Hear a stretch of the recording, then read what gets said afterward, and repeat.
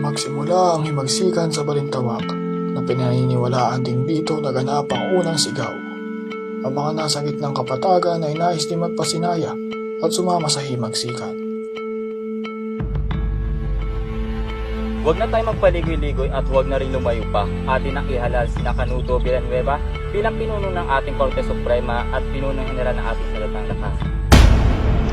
Casimiro! Casimiro! Hindi! Hindi!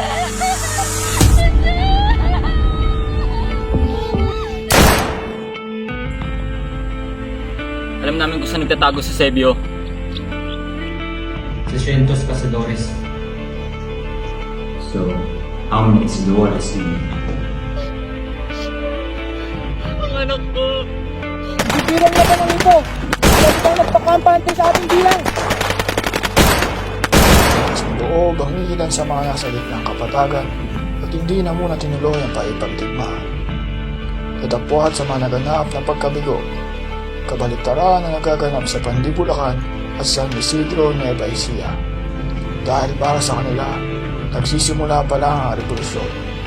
Revolusyon na magpapasinaya sa mga kabanata ng bagong buhay bilang katipunan.